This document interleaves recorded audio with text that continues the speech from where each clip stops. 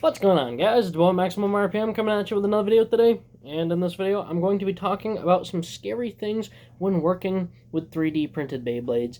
And yeah, let's just dive right into it. So, the number one thing that you guys are going to have to deal with if you put detail on your Beyblades, or 3D printing in general, is removing the supports. Typically not a big deal, but when it's on a small project such as a Beyblade, yeah, they can suck. So this is V6 with the supports not all the way off of it.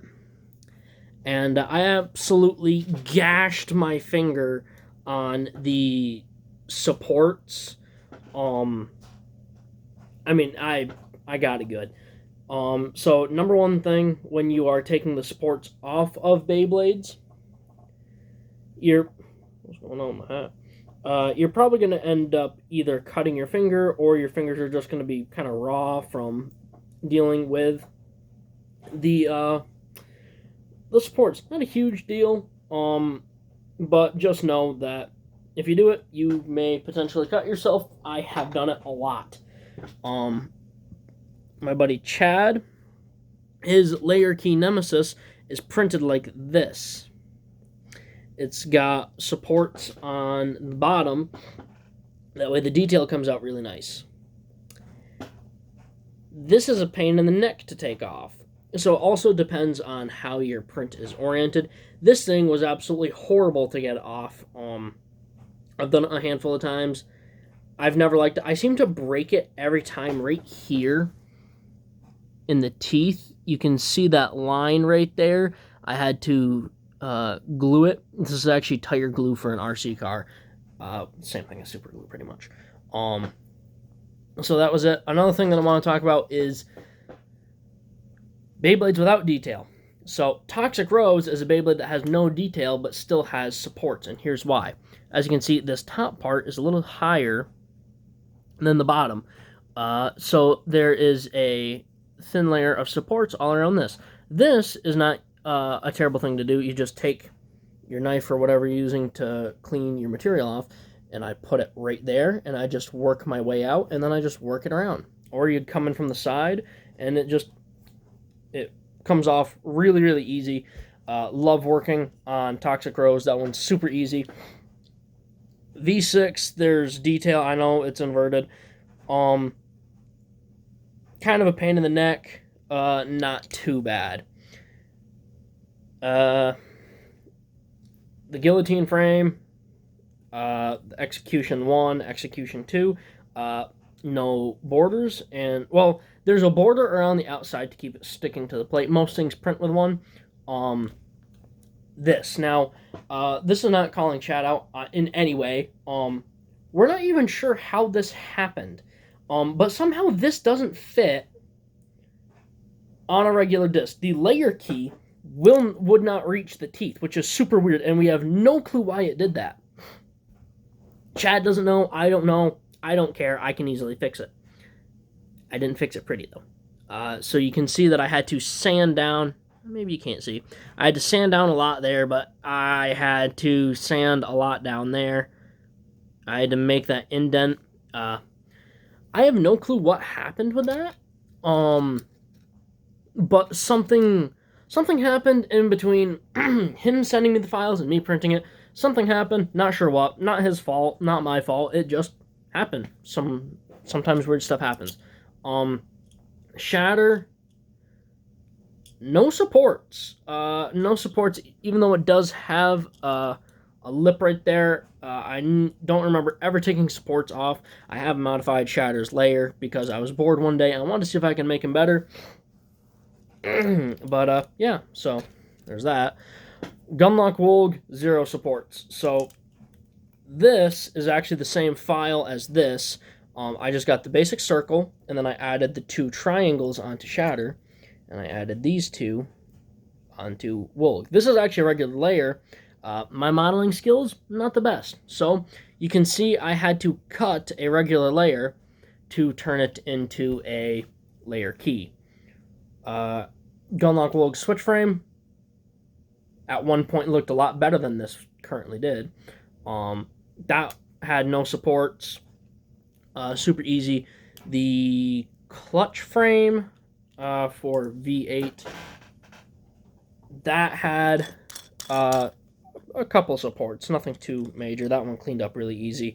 I'm still trying to figure out if I'm going to keep clutch around. I might not. Still thinking on that. V8's layer itself. V8's layer and Chad's layer key are by far the two worst things I have ever removed the supports on, and here's why.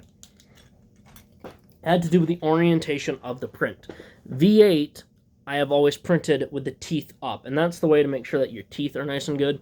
That's how I printed both of those, which is why neither one of these two had good detail. You can see the V8 logo kind of got messed up. I actually really like the way that it looks, but you can see that it kind of got messed up a little bit. And you can see how this is super clean, but this is not. So yeah, it depends on orientation. This printed logo up, which is good because my logo looks absolutely fabulous. Here, I can just show it off with this one, because this one really shows it off. I did paint this on. And that's another thing that you can do to add some flair to your Beyblades. Print in basic colors. Because they're easy to print, or to paint. I don't ever remember my bearing being that loose. Oh well. I just used a simple Sharpie. I just went over the logo, painted it. Modeling paint, that works really good too. I haven't done that yet, but I do want to put silver modeling paint on the V8 logo. I think that would look absolutely epic. But you can see there are some supports in here. This is the terrifying thing. When you guys start out 3D printing and 3D modeling, if you have detail, like if it's something that's not functional, like all of these little dudes, doesn't really matter. This, I printed face up. Ironically, it's a piggy bank, but they didn't think of a way to get the coins out. I don't like his face. I don't like it. He's got devil horns. Those aren't ears, those are horns. But you can see where the supports were, so it printed standing upright. This had some supports around the feet just to give it a solid build plate.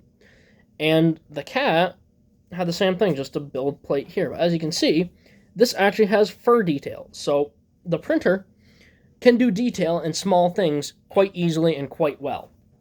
V8's logo, very good, because it printed like this.